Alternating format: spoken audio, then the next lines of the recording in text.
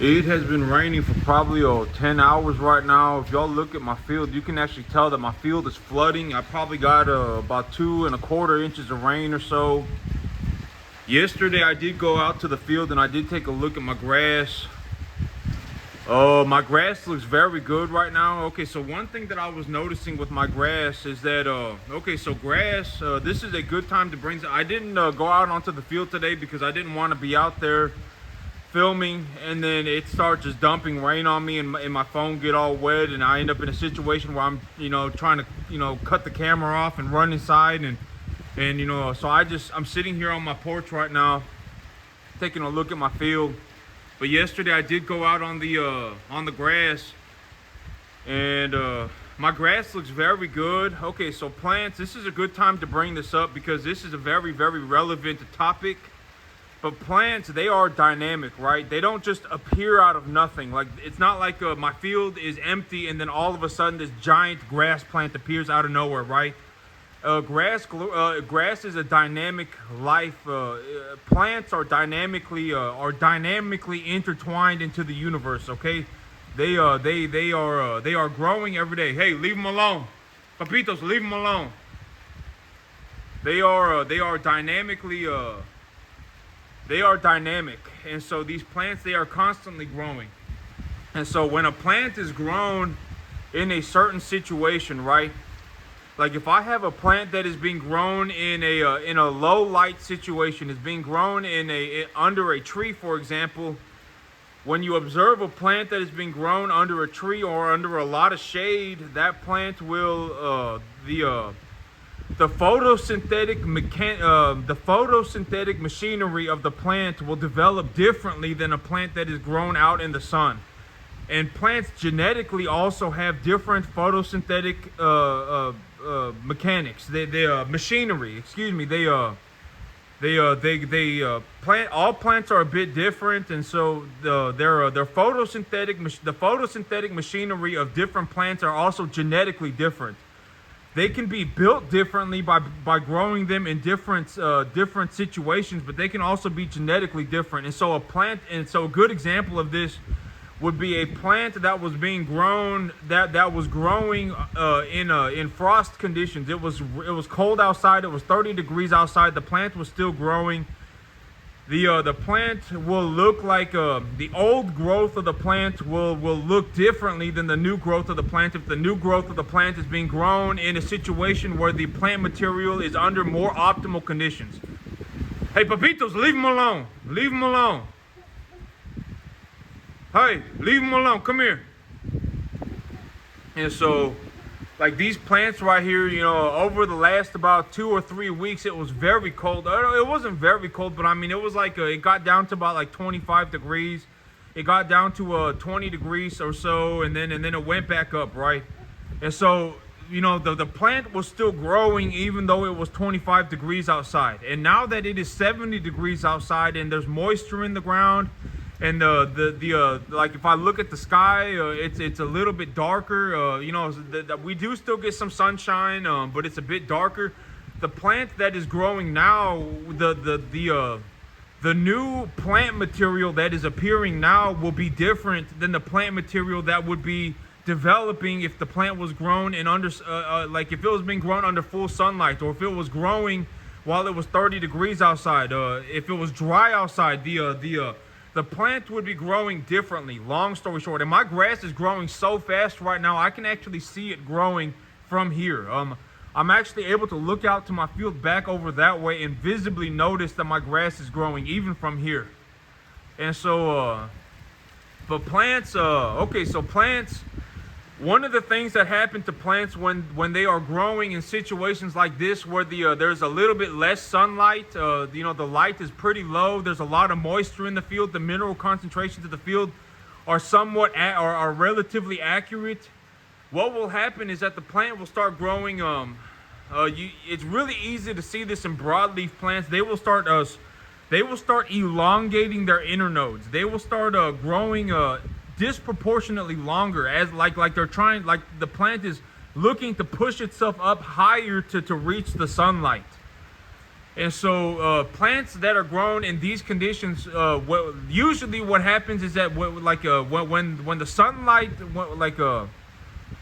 if I was growing a plant in these conditions, the plant would likely weigh more due to the amount of water in the plant material. The plant is not respirating so quickly. Okay, so I know I've said this before in my other videos, but I'll say it again.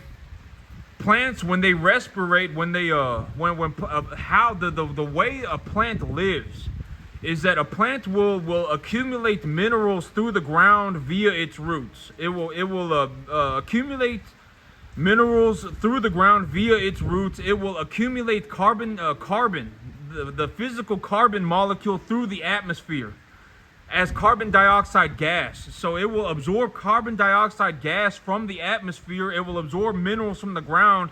And when sunlight goes through the plant material, it will interact with a cell called the chloroplast.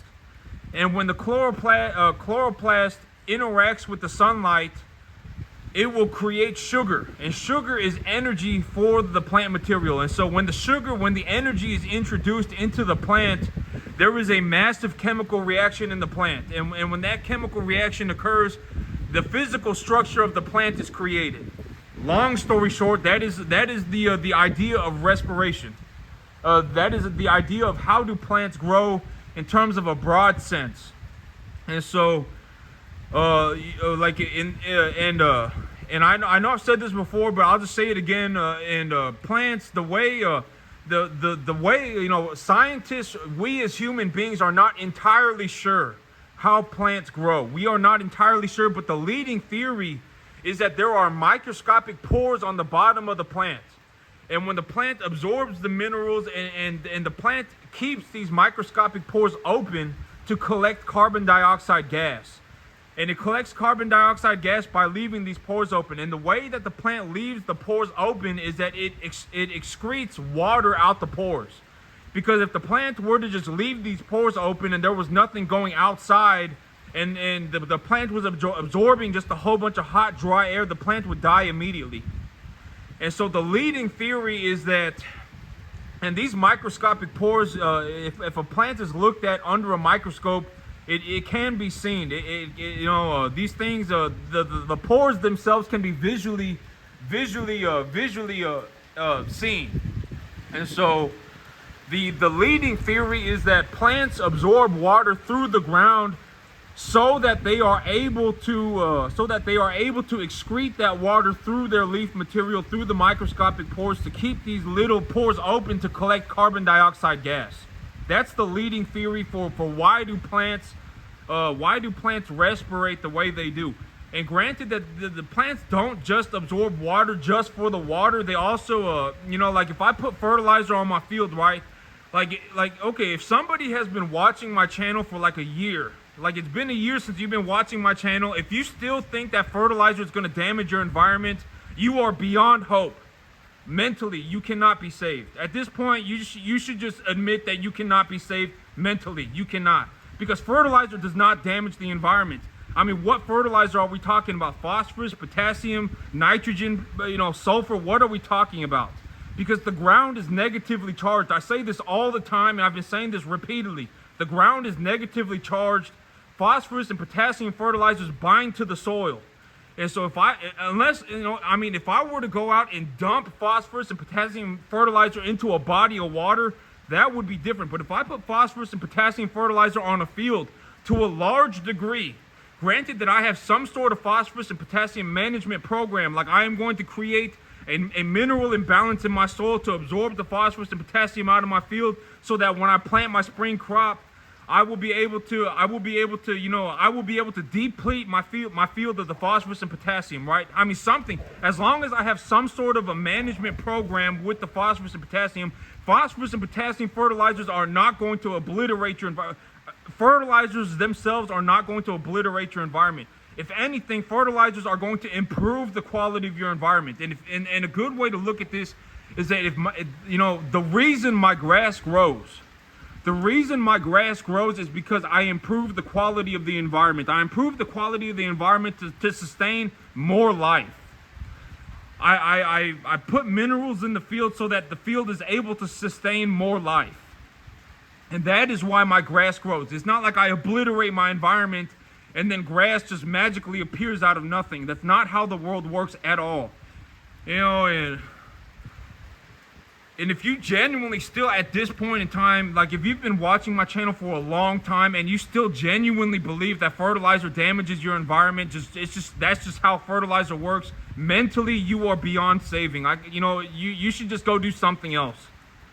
I mean, you know, I've said this repeatedly all the time, and you can go and look this up for yourself. I don't just make this stuff up, right? I don't just make this stuff up sitting in my backyard. I read about these things and I see them in my life. And you know, I don't know what else to say. But you know, plants, they absorb they absorb more than just water out of the soil, right? Negatively. Okay, so the ground is negatively charged. The ground is negatively charged. I put a negatively charged fertilizer on it like nitrate. If I put a negatively charged fertilizer on it like nitrate, the nitrate, what happens, one of the ways that the nitrate molecule interacts with the plant is that the nitrate molecule will dissolve into the water. It will dissolve into the water and create a solution of water and nitrogen fertilizer, just very, very, very simplified. And when that water is pushed through the soil, it will come in contact with the plant root. And when it comes into contact with the plant root will absorb the water, it will absorb the nitrate, it will absorb all of that stuff together. And so plants don't just absorb water through their roots. They are not absorbing water just to excrete it out of their plant material. They also collect stuff like minerals out of the soil as well via that water solution. And so, yeah, long story short, plants, that's the long story short for how plants respirate. And this is not just something that I came up with on my own sitting out here, right? Like I have my own theories and stuff like that. And here is like one of my own theories that I came up. This is actually something that, and I'm not even going to say I came up with this on my own because I read a lot. I read a lot of papers. The reason that I talk the way that I do and the reason that I express the ideas that I express the way that I do is because I read a lot of scientific papers. I don't just read this person they lived on a I don't read stuff that is like non-factual. If it's not backed up with a lot of data, if there's not a lot of information supporting the fact that they wrote whatever they're writing about, I probably won't. If I do read it, I won't really care what it says, right? It's like, oh my God, this person, the person 2 towns away said that they don't use fertilizer and they do just fine, so that should be me. That's not a good. To me, that's not good, right? I mean, that's not good information. This guy over here, he said that he does whatever, right? He does this and he does just fine. And I don't really look into that kind of stuff. The stuff that I look into is like peer-reviewed scientific papers. If there are a multitude of people saying, "Oh yeah, this is actually how it works," and this is the data, the information to back it up, I will more than likely read it, but not only will I read it, I will look into it and go, does that make sense to me? And almost always it does. Almost always it does. I would say like 99%. I don't even know. Most of the time it does. I will read it and I'll go, yeah, that makes sense. This person, when they okay, a good example of this, like me, I always take a lot of precautions to keep my environment very clean, right? And one of the ways that I keep my environment very clean is the proper utilization of fertilizer, right? Like if you're very worried about damaging your environment, you can go on the internet and read about fertilizer. You don't just have to live in this cloud of fear. It's like, oh my God, I don't know anything. I haven't read anything about this, but I'm pretty sure that, but my mind is saying that I should be afraid. That's not good information. You go on the internet and you read about it. Oh, the ground is negatively charged. So if I put a positively charged fertilizer on it, the fertilizer will not leach. Oh, but also, it may not leach, but also if I want to get the way that the fertilizer comes in, reacts with, the way that the fertilizer interacts with plant material is that the fertilizer has to in some way go in contact with the root material. In some way it has to. So maybe I have to plow if this fertilizer is positively charged and I want to get it into contact with the plant material, with the roots of the plant material, and the ground is negatively charged and it's going to bind to the soil, oh, maybe I need to push the fertilizer into the ground via some kind of a plowing mechanism, right? I mean, you can, if you're worried about damaging the environment, don't just live there in this cloud of fear like, oh my God, everything that humanity does is this horrible thing. Oh my God, humanity is this horrible, horrible byproduct of some evil manifestation. You know, humanity, a lot of people are like, most people are not like insane, crazy people. Like most people are not going to walk around saying, oh my God, you know what I want to do today is I'm going to go kill things. Oh my God, you know what I want to do today? I want to go and cause destruction to my environment. Most people are not like that. Most people are to a large degree, they do not want to do these things, right? Like me, I don't want to damage my field, right? I don't really enjoy the fact that my animals have to die. I don't really enjoy the fact that I have to, castrate the bulls. I don't enjoy these things, but I always tell myself, if I produce an 800-pound animal, I could give 400 people a pound of beef. That's why I do it. I don't enjoy watching my animals die. I don't enjoy having to think that my animals are gonna die. But when I think about it, it's like, okay, if I have this 800-pound animal and I take him to the factory right now, I'll be able to give 400 pounds of beef to the world, right? That's what I'll be able to give to the world. I'm not like, oh my God, I like killing animals. Oh my God, I like destroying my environment. That's not how I think at all. I take a lot of precautions into keeping my environment clean, and you can read about these things, like if you're very worried about the fertilizer, you can go on the internet and read about it. If a fertilizer is positively charged and I put it on the field and the field is negatively charged and soil across the globe is negatively charged, if I put positively charged fertilizer on the field, it's not going to leach through the soil. But if I accidentally throw it directly into a body of water, it will cause a lot of damage. So I need to keep the fertilizer. I need to keep the phosphorus and potassium fertilizer away from the bodies of water. Oh, if I put a nitrogen, and you can read about, nitrate. Okay, so now I'm worried about the nitrogen, the negatively charged fertilizer, right?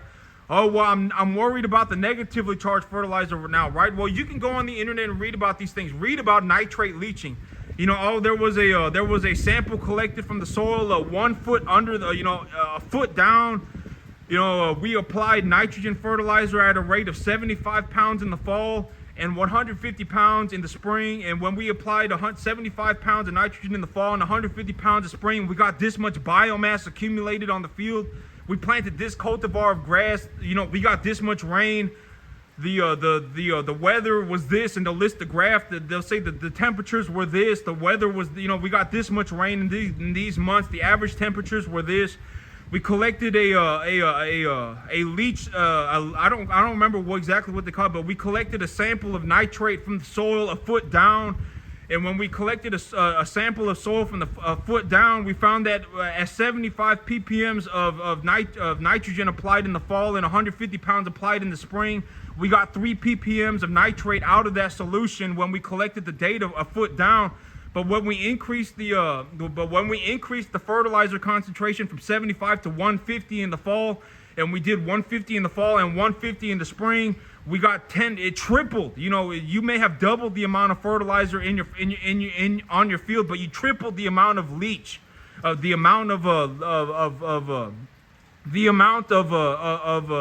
leaching that occurred. And so, these things, you got to be able to also learn to think for yourself. You can't just read the stuff and go and try and directly replicate it, because the world is a dynamic place. Like if you have more plant material on my field right now, it's like, oh my God, he's talking about 75 pounds of nitrogen in the spring and 150 pounds of nitrogen in the fall. That's 225 pounds. Oh man, it's about to be January and he's already put 150 pounds of nitrogen on his field. But you have to understand that my field, that the reason that I do things the way that I do I have drastically increased the amount of forage material on my field. Like people who are growing, let's say like if you go around and you really look around at people's farms, they are likely not planting their grass as thick as mine. I saw an opportunity to plant a lot of grass, and I took that chance, right? And so the more forage material that I have on my field, the more minerals that my plants will absorb. Long story short, because there is more plant material. There are more roots in the ground filtering the minerals out of the soil. So you have to learn to think for yourself. You got to learn to think for yourself. When I look at my field, there is zero damage. There is zero damage being occurred to my field. I take a lot of precautions to keep my field very, very clean. I worry a lot about the environment, and I don't just worry about the environment. I actually do something about it, right? Why do I not just put I put 150 pounds of fertilizer on my field, but I didn't put the 150 pounds of fertilizer on my field all at once. Why? Why did I put 50 pounds, and then 50 pounds, right? Why did I do it that way? Why did I do 50 pounds, 40 pounds, then 10 pounds? Why did I do it that way? So if I put nitrogen fertilizer on my field, and let's say the reason that the leaching of the field is happening at a triple the rate when double the fertilizer is applied, is because somewhere between 75 to 150 pounds of nitrogen, there is a saturation point. The ground is completely filled with nitrogen. And so the only thing the nitrogen can do is run through the field and go out the bottom. The plants cannot pick it up. There's too much nitrogen in the field. And so the root material is unable to filter it properly. The nitrogen solution in the field, in the soil, is too high, and so the nitrogen solution is just running through the field. It's just going straight through the field. And so somewhere between 75 to 150 pounds, that is occurring. But if I put 50 pounds on my field, I will have near zero leaching of nitrogen fertilizer. Near zero leaching. I mean, it may be 1 to 2 parts per million on my field. It may be even less than that. And so at 50 pounds, okay, so in my head, I'm like, okay, if I put 50 pounds of nitrogen on my field and I get 4 inches of rain on it, the nitrogen fertilizer will not only go into the ground, it will be absorbed by the plant material at nearly 100%. There will be zero leaching. So I will put nitrogen fertilizer on the field, and if I apply nitrogen fertilizer on the field at 50 pounds per application, the plant material will absorb all of it. The field will never become so saturated with nitrogen fertilizer that the only thing the fertilizer can do is run through the field. And so putting small amounts of fertilizer on the field over a long period of time is different than putting a whole bunch of fertilizer on your field at once. It is 100% different, because the plants will absorb it, the soil will be depleted, and then I put it back into the field, right? Hey, Papitos, come here. And then I put it back into the field. Come here. And then hey, come here, Papitos, come here. And then I put it back into the field, right? But if I put 150 pounds of nitrogen on the field, there will be 150 pounds of nitrogen on the field all at once. It will be on the field all at once. And so there is a lot that goes on, and it's not some easy thing. It's not, farming is I always say farming is one of the hardest things that I have ever done. It is insanely difficult. There is a reason why I live where I work. There is a reason why I work 7 days a week. And and a lot of this, most of this stuff, I did not just come up with it on my own. One of the theories that I did come up with on my own, that I did not really come up with on my own, because I've read so much, I've read a lot to this point. And so the things that I come up with, even on my own, is not really on my own, but plants grow at a proportionate pace. And so it's like a grass that is this tall will grow faster than a grass that is will not grow faster, but it will. The way to think about this is that the grass will grow about 10%. Okay, so I read somewhere that human beings, for us to notice a difference in something, there has to be about a 10% change. So like if I look out at my field and I say, oh man, my grass really grew since yesterday, my grass has to have grown at least 10% in one day. Or we won't be able to notice it. If we won't be able to notice it unless it grows at least 10%, or unless it changes at least 10%. And so that's a good way to look at it. Plants grow proportionally. This is one of the theories that I've come up with. Plants grow proportionately. A plant that is larger will, plants grow, a good way to think about this is plants grow like 10%. Hey, leave them alone. Come here. Plants grow at about 10% a day. Or that's just the theory. That's not the exact number. That's just to put y'all on the right idea of how plants grow. It's not like, oh, this plant, all plants uniformly put on 5 grams of growth a day. That's not how the world works. A better way to think about this is plants grow proportionally, 10% bigger, or a percentage point bigger, a percentile bigger. They grow percentages. They don't grow at a uniform pace. And so, but that's it for me today, YouTube. Y'all have a good one.